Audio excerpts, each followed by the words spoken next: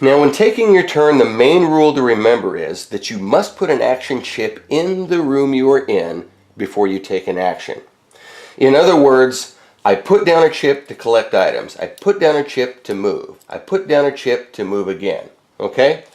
Some people get the wrong idea about this. Do not say, well, I want to go here, and I want to go here, and I want to go here. You are not laying out your game plan in chips. You only put a chip in the room you are in to take an action.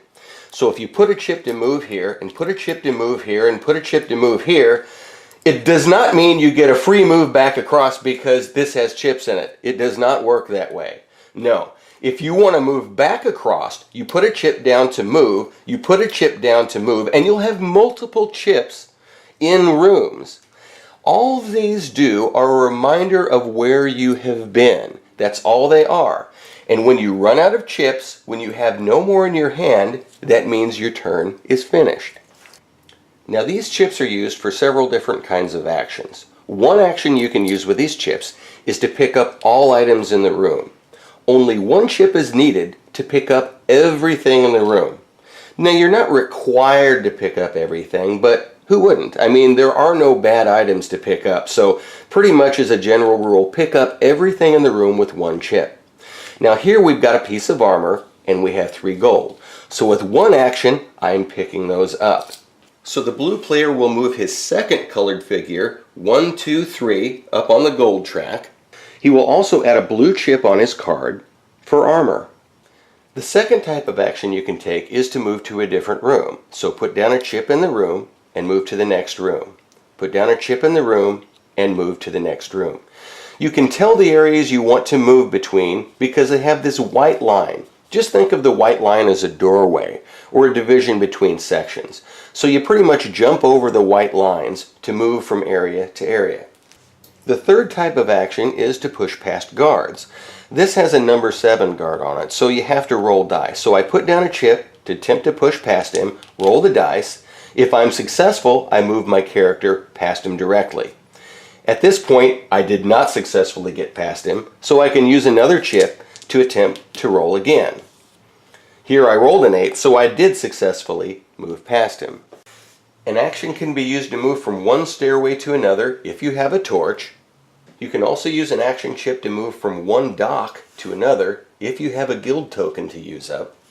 Guild tokens are also used to move from one secret staircase to another. You can use an action across a rickety bridge if you don't have too many items to carry across. Action chips are also used in special rooms. These special rooms will have a brazier with a letter in it, and every room is different. So the number of action chips you can use in a room will depend on what activity you do in the room. In this particular case, you can put down an action chip at the wishing well to wish for gold. If you roll a 3, 4, 5, or 6, you gain 7 gold. If you roll a 1 or a 2, you don't gain anything. And you only get one wish. So if you're unsuccessful or successful, you put a chip down to move back out of the room. Now you may have questions about picking up items more than once. In other words, I use one chip to pick up 3 gold and a shield. I use a chip to move out of the room. Now, once I've been in a room, that room is considered to be empty. So if I use a chip to move back into the room, I cannot pick up these items because I've already been there this turn. Okay, and how do I know I've been there? Well, there's chips in the room. So the chips in the room tell you where you've been. And if you've already been in a room, then that room is considered to be empty. There's nothing more in that room for you to pick up. Part of the challenge of this game is to try to end your turn in a room with lots of items so you can pick them up again during your next turn. In other words, I can place an item chip in here to attempt to push past the guard, and if I roll successfully, I move past him. Then I can use an action chip to pick up the shield and the 3 gold. I've got one action chip, but I'm not going to move back out of the room. I'm just going to end my turn there. Then, when I collect them up, everyone else will go ahead and take their turn. When it's my turn again, there are no chips anywhere. So everything is back. All of the items are back. So the first thing I can do on my turn is put down a chip and pick up this shield and 3 gold again. If you can strategically end your turn in a good place, then you can pick up those items again during your next turn.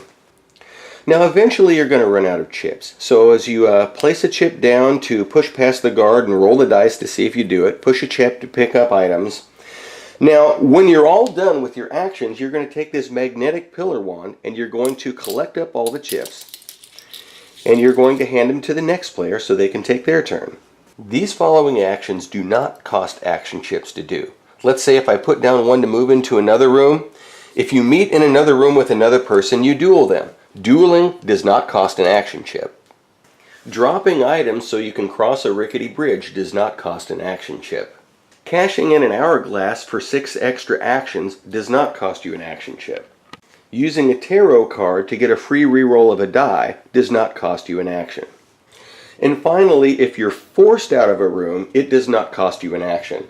Let's say if you're trying to steal gold from the dragon and you roll unsuccessfully, he will chase you out of the room.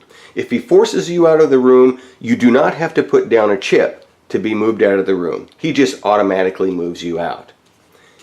However, if you want to voluntarily move out of a room, you must pay an action chip to voluntarily be moved out of a room. Another example of this is in the pickpocket area. If you attempt to steal from someone and are unsuccessful, they immediately are sent to jail. You do not have to place an action chip in order to move to jail because you were forced there.